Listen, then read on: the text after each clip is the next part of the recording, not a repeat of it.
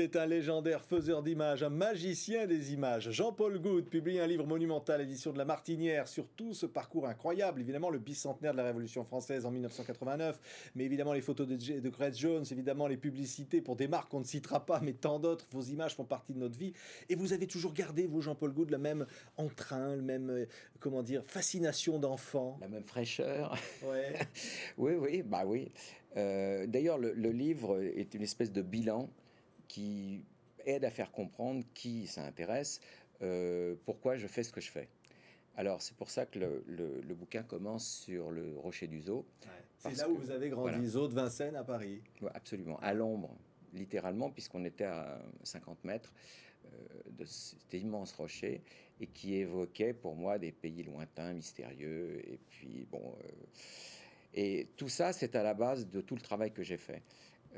J'ai mis longtemps à vraiment en parler d'une façon définitive de ces racines de mon travail, mais on a beau chercher autre chose, c'est ça qui est à la base. Ça, le musée des colonies, et puis la littérature enfantine, qui avait été quand même faite par des illustrateurs et des auteurs qui étaient donc plus âgés que moi naturellement, et donc qui faisaient partie, qui transmettaient une sensibilité coloniale de l'époque.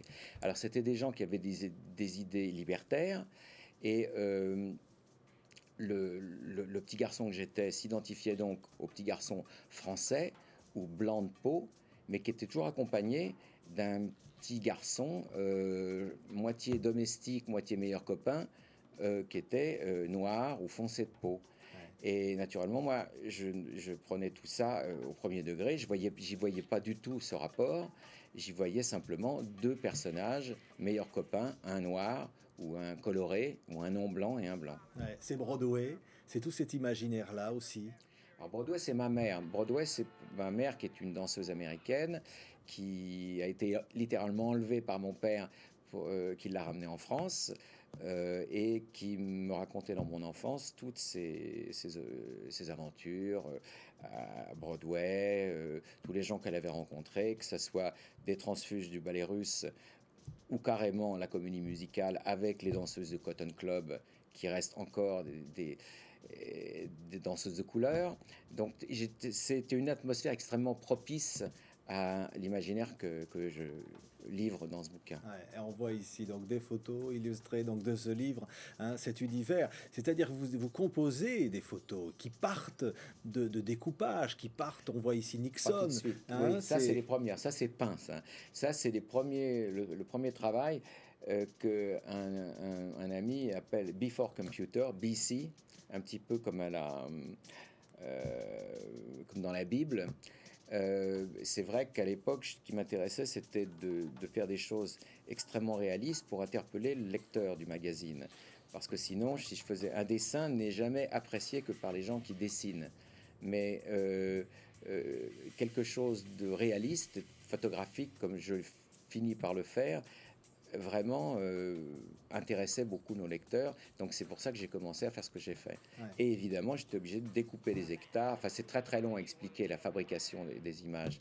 Mais en découpant les hectares, j'ai découvert une autre technique qui m'a permis de faire quelque chose de plus vigoureux, de plus direct et de plus moderne quelque part, d'un peu moins travaillé laborieusement, moins laborieux. Ouais, regardez, regarde quelques instants donc ces images.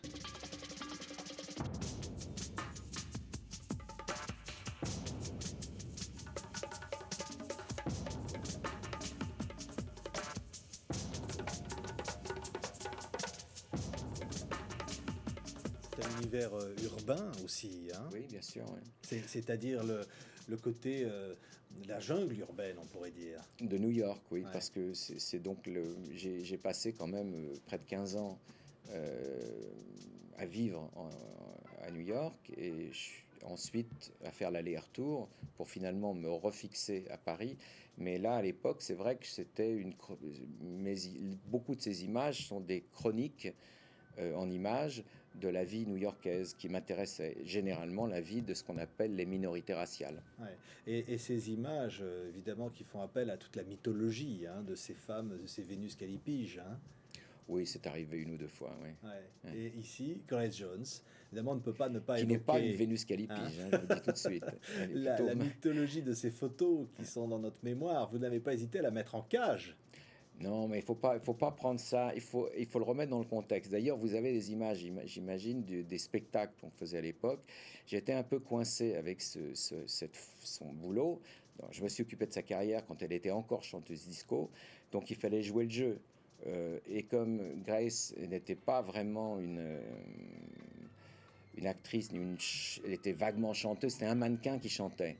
Donc, qui est devenu la sensation de Paris pendant les collections. Sa grande spécialité, c'était de monter sur la table et de marcher à quatre pattes et jouer à la panthère noire. Donc, moi, je travaille avec ce que j'ai. Donc, si quelqu'un fait ça, je ne fais que le dramatiser. D'où ce spectacle qu'on a fait où elle était confrontée à un tigre et qu'elle rentrait dans la cage du tigre, le dévorait. Enfin, c'était toute une histoire. Je vous raconterai ça peut-être en détail plus tard.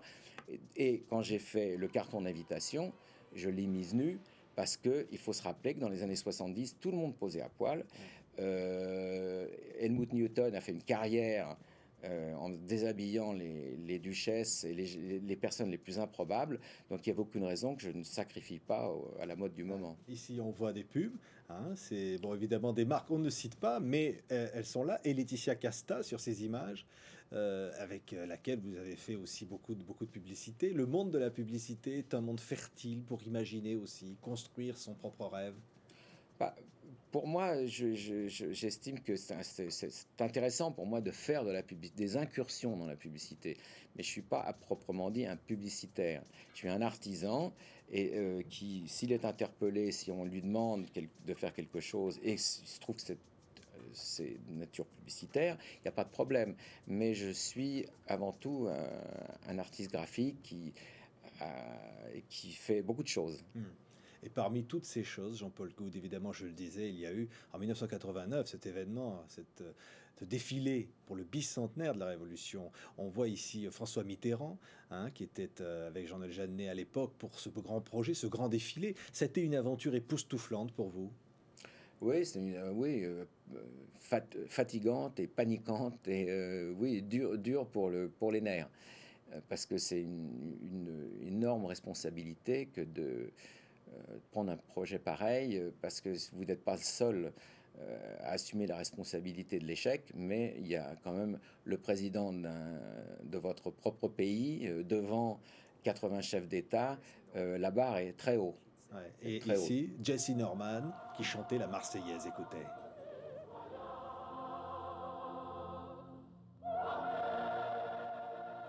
Ça, c'est des choses absolument inoubliables à cette locomotive sur les Champs-Élysées. Bon, et là, vous vous êtes dit à ce moment-là, c'est une autre vie qui commence pour moi. Les choses ne seront plus jamais comme avant. Oh non, pas du tout. Ouais, Non, non, non. Je pensais qu'à une chose. Ah, je veux dire, après le spectacle, ouais. non.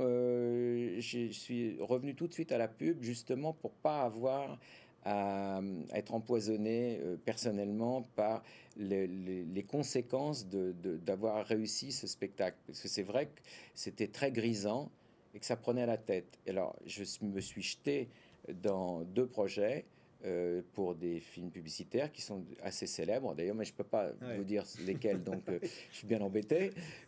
Et, mais j'étais quand même extrêmement affecté par les conséquences du bicentenaire. C'est vrai que c'était un peu reine d'un jour. Vous voyez ce que je veux dire? Je me promenais dans la rue, on me reconnaissait, on me demandait mon autographe. Et j'ai eu beau résister, je me suis laissé prendre. Et évidemment, quand ça s'est arrêté, bah, il y a eu un petit manque. Hmm.